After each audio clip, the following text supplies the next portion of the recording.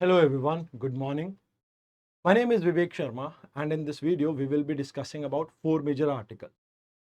The first article we will be talking about how industry and academy should align themselves for better job growth in India. Then we will be talking about cosmic sugar. Then protein biosensor is important article and then we will be talking about Gaganyaan. आइए एक एक करके इन articles को समझ लेते हैं। देखिए India में सबसे बड़ी एक प्रॉब्लम क्या है कि हमारे यहाँ पर ग्रोथ तो काफी अच्छी देखने को मिल रही है बट इस ग्रोथ में जॉबलेस ग्रोथ देखने को मिल रही है।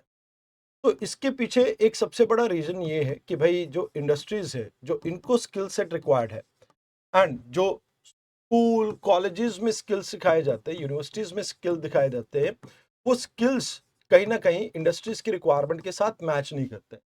तो इस आर्टिकल में कहा जाता है कि भाई हम एक ऐसे पॉइंट पे खड़े हैं जहां पे हमारे पास डेमोग्राफिक डिविडेंड है एंड अगर हम हायर एजुकेशन इकोसिस्टम को और बेटर कर सके तो इससे जॉब्स जो हैं और ज्यादा ग्रो करेंगी एंड ये जो जॉबलेस ग्रोथ है इसको हम रोक सकते हैं। तो यहाँ पे डिपार्टमेंट ऑफ हायर एजुकेशन इससे डील करेगा जो कि मिनिस्ट्री ऑफ एजुकेशन के अंडर आता है। यूजीसी आपका all India council for technical education and अनुसंधान नेशनल रिसर्च फाउंडेशन, ये कुछ आपके इंपॉर्टेंट ऑर्गेनाइजेशन है जो इससे डील करेंगे। तो कहा जाता है कि देखो वैसे भी आपका आर्टिकल 41 जो डीपीएसपीज में आता है ये कहता है कि भाई आपको सिक्योर करना है लोगों के लिए वर्क एंड मोर ओवर यहाँ पर एजुकेशन में भी इकोनॉमिक लिमिट्स के अकॉर्डिंगली आपको सपोर्ट करना चाहिए।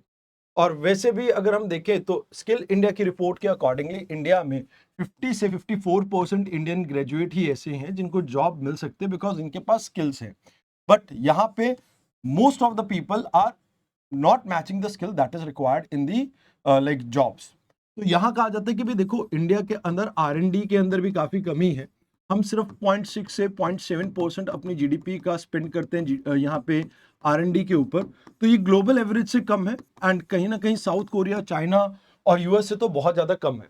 तो एक कमेटी बनाएगी डॉक्टर के कस्तूरी रंजन कमेटी जिन्होंने नेशनल एजुकेशन पॉलिसी को फ्रेम किया था और इन्होंने कहा कि भाई देखो डिसिप्लिनरी साइलोस को आपको तोड़ना होगा एंड इंटर डिसिप्लिनरी जो स्किल सेट्स है उसको डेवलप करना होगा।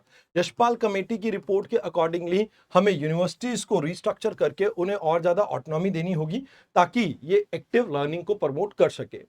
अब कहा जाता है कि भी देखो यहाँ आप को करिकुलम के डिजाइन के ऊपर फोकस कर सकते हो जहाँ पे सिलेबस के लिए आप इंडस्ट्रीज के एक्सपोर्ट को साथ लेके आइए जिससे AI quantum computing and advance material जैसे प्रोग्राम्स के अंदर आप लाइक इन चीजों को रिसर्च को प्रमोट कर सकते हैं। एंड रिसर्च की भी अगर बात की जाए तो इंडस्ट्रीज यहाँ पर लैब्स खोल सकती है, टेक्निकल इंक्यूबेटर्स खोल सकती है एंड पेटेंट फाइलिंग कर सकती है यूनिवर्सिटीज के साथ मिलकर, जिससे थोराटिक और जो प्रैक्टिकल नॉलेज है उसके बीच का गैप कम होगा। एंड यहाँ पे एक्सपेरिमेंटल लर्निंग इकोसिस्टम को आप बिल्ड कर सकते हो जहाँ पे हम पैसिव लर्निंग की जगह स्ट्रक्चरल ऐसे कुछ प्रोग्राम लेके आए हैं जो लॉन्ग टर्म इंटर्नशिप अप्रेंटिसशिप और कोऑपरेटिव एजुकेशन प्रोवाइड करे बच्चों को, जिससे कहीं ना कहीं वो जो हर सेमेस्टर्स के बाद या ऑल्टरनेट सेमेस्टर्स के बाद बच्चों को ट्रेनिंग प्रोवाइड की जाती है उससे ज़्यादा बेटर एक ट्रेनिंग यहाँ पे प्रोवाइड की जा सके। अब जो इंडस्ट्रीज के वेटरन्स हैं उनको ये कहा जाता है कि भाई आप फुल टाइम या पार्ट टाइम आप अपने ऑपरेशन रियलिटी को समझाने के लिए बच्चों को उनको टीचर की कैटेगरी में लेके आइए जहां पर प्रोजेक्ट मैनेजमेंट की स्ट्रैटेजी क्या होती है, मार्केट का इंसाइट क्या है, वो बच्चों को पता लग सके। बट अभी हमारे सामने चैलेंजेस ये हैं कि भाई आज भी इंस्टीट्यूशंस की जो फंक्शनिंग है वो साइलॉस में है। फैक्ट्रीज बिल्ड हो रही हैं, आपकी यूनिवर्सिटीज बिल्ड हो रही हैं बट इनके बीच में आपस में कोरिलेशन नहीं है। जो करिकुलम है वो आउटडेटेड है।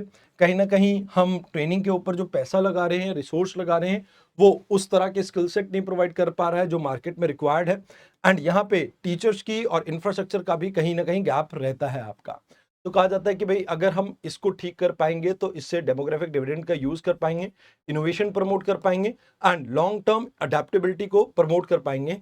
एंड यहाँ पे कहीं ना कहीं हमें जरूरी है कि हम अपना करिकुलम रिवाइज करें जहां पर इंडस्ट्रीज के साथ कंसल्ट करें।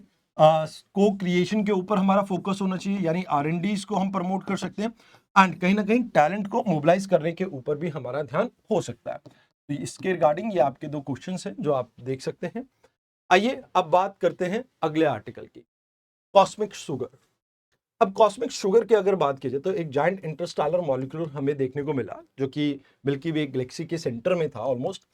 एंड ये कहीं ना कहीं आपका जो एरिथ्रोलॉस है, इसके नाम से जाना जाता है।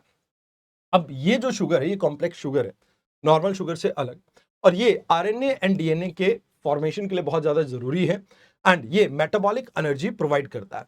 तो कहते हैं कि भाई यहाँ पे आपको ये समझना होगा कि ये हाइड्रोजन, कार्बन और ऑक्सीजन का एक कॉम्बिनेशन है, जो कि आपकी शुगर की फैमिली यानी कार्बोहाइड्रेट की फैमिली से बिलोंग करता है। तो सिंपल शुगर तो हमने पहले भी डिटेक्ट किए हैं, बट ये पहली बार है कि हमने इतना कॉम्प्लेक्स स्ट्रक्चर यहाँ पे डिकोड किया है, एंड इसको हमने आईसी इंटरस्टेलर डस्ट ग्रेन्स के ऊपर देखा है। तो कहते हैं कि भाई ये कहीं ना कहीं कोल्ड कंडीशन के अंदर प्रोड्यूस करना वैसे तो बहुत ज्यादा लाइक अनलाइकली है, बट यहाँ पे माइट बी अ पॉसिबिलिटी जो आपका ग्लाइकोल एल्डिहाइड है, इसने इथिलीन ग्लाइकोल के साथ रिएक्ट किया, और जिसके थ्रू कोल्ड कंडीशन में इसकी फॉर्मेशन यहाँ पे देखने को मिली है। तो कहते हैं कि इंटरस्टेलर स्पेस क्या होता है, ये एक एम्प्टी स्पेस है, यानी आप ये कह सकते हो कि एक तरह का वॉइड है, जो स्टार्स, दो स्टार हैं, जैसे फॉर एग्जांपल ये सन है, और सन का ये हीलियोस्फीयर है, और ये दूसरे स्टार का हीलियोस्फीयर है, इसके बीच में एग्जिस्ट करती है। तो यहाँ पे अगर हम बात करें तो हमें डिफरेंट ऑर्गेनिक कंपाउंड मिलते रहे हैं। पहली बार ऐसा है कि हमें फ्लोटिंग स्टेट में यहाँ पे शुगर मिला है, एंड कहते हैं कि भी एक्सट्रीम कंडीशन यानी वेरी लो डेंसिटी और एक्सट्रीम कोल्ड टेम्परेचर पे ये आपका एग्जिस्ट कर रहा है। मे बी कॉस्मिक जो डस्ट है, जो डस्ट ग्रेन्स है, इसकी वजह से इसका क्रिएशन हुआ हो, एंड कहीं ना कहीं यहाँ पे इनको डिटेक्ट करने के लिए हम जैसे आटाकामा लार्ज मिलीमीटर और या जेम्स वेब जैसे टेलीस्कोप का अभी यहाँ पे इस्तेमाल कर रहे हैं, जिसमें इंफ्रारेड एंड रेडियो जो वेव्स हैं उसके थ्रू हम इनको डिटेक्ट कर रहे हैं। अब कहा जाता है इसका क्या बेनिफिट होगा, तो यहाँ पे आप ये कह सकते हो कि चैलेंजेस हमारे सामने यहाँ पे से बेनिफिट ये है कि इससे कैसे लाइफ स्टार्ट हुई इसके बारे में हमें पता लग सकता है, एंड ये कहीं ना कहीं जो बिल्डिंग ब्लॉक्स हैं आपके जेनेटिक रिसोर्सेज के, तो इससे हमें पता लग सकता है कैसे लाइफ इवॉल्व की है, एंड एवोल्यूशन की मिस्ट्री को हम सॉल्व कर पाएंगे। इसके लिए समझने के लिए हमें ग्लोबल कोलैबोरेशन की जरूरत है, एंड वे फॉरवर्ड में ये कहा जाता है कि डीप स्पेस जो स्कैनिंग है उसको प्रमोट किया जाना चाहिए। लेबोरेटरी के अंदर स्टिमुलेशन के थ्रू हम इसको अचीव कर सकते हैं। तो ये दो चीजें हैं जो आप यहाँ पे देख सकते हैं, ये प्रीलिम्स और मेंस के क्वेश्चन है। आइए अब बात करते हैं बायो सेंसर प्रोटीन। अब बायो सेंसर क्या होते हैं? Living sensors. अब इसको अगर हम समझना चाहें तो आपको ये समझना होगा, इसके अंदर एक रिसेप्टर होता है, एक ऐसा एलिमेंट है जो स्पेसिफिकली कोई एंजाइम हो सकता है, एंटीबॉडीज हो सकता है, न्यूक्लिक एसिड हो सकता है, या आप ये कह सकते हो पूरा सेल हो सकता है, टिश्यू हो सकता है, जो रिकॉग्नाइज करता है आपके स्पेसिफिक एनालिटिक्स को। देन आप यहाँ पे ट्रांसड्यूसर को यूज करते हैं, जो कि एक फिजिकल एलिमेंट है, ये कन्वर्ट करता है आपके या ट्रांसलेट करता है जो बायोकेमिकल इवेंट है उसको एक सिग्नल में, एंड इसमें आप इलेक्ट्रोकेमिकल सिग्नल्स को यूज करते हैं, या ऑप्टिकल, या आप इसे पीजो इलेक्ट्रिक या कैलोमेट्रिक जो है हीट यानी उसको यहाँ पे यूज कर सकते हैं, जिसके थ्रू आप इसमें पता लगा सकते हैं कि कोई रिएक्शन हुई है और उस रिएक्शन का क्या आपको रिजल्ट देखने को मिल रहा है। तो यहाँ पे जो सिग्नल प्रोसेसिंग यूनिट है ये एक हार्डवेयर है जो कि एम्पलीफाई करता है, फिल्टर करता है एंड प्रोसेस करता है इन सिग्नल्स को। तो कहते हैं कि भाई इसको कहाँ कहाँ यूज किया जा सकता है, हेल्थ एंड डायग्नोस्टिक में यूज किया जा सकता है। जैसे यहाँ पे अगर हम इसकी बात करें तो ये सेप्सिस जो बीमारी है उसको डिटेक्ट कर सकता है। इस इस बीमारी को पहले डिटेक्ट करने के लिए पहले 48 घंटे लगते थे, अब महज 2 से 4 घंटे के अंदर आप इसे डिटेक्ट कर सकते हो। तो ये चीज यहाँ पे आपको देखने को मिल सकती है। रियल टाइम बेसिस पे वाटर की क्वालिटी, हेवी मिनरल का डिटेक्शन हो या पेस्टिसाइड का रेजिड्यू हो, उसको आप डिटेक्ट कर सकते हैं। आप फूड क्वालिटी को यहाँ पे चेक कर सकते हैं, यहाँ पे कंटामिनेशन जो बैक्टीरिया से हुई है उसको डिटेक्ट करने में हेल्प कर सकते हैं, एंड बायो डिफेंस के लिए भी आप इसे यूज कर सकते हैं।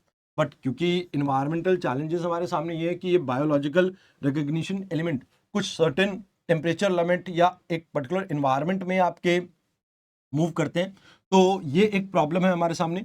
हमारे पास यूनिवर्सल कैलिब्रेशन की एक कमी रहती है कि बेस लाइन लेवल जो है वो वेरी कर सकता है पर्सन टू पर्सन, एंड उसको कहीं ना कहीं आप चेक करने में आपको कुछ प्रॉब्लम्स आ सकती हैं, एंड यहाँ पे इसकी स्केलेबिलिटी की भी प्रॉब्लम है। लार्ज स्केल पे इसका यूज अभी प्रैक्टिकली उतना पॉसिबल नहीं है, एंड कैपिटल भी एक बैरियर है, इतना पैसा कहाँ से लाएंगे इस चीज को इम्प्लीमेंट करने के लिए।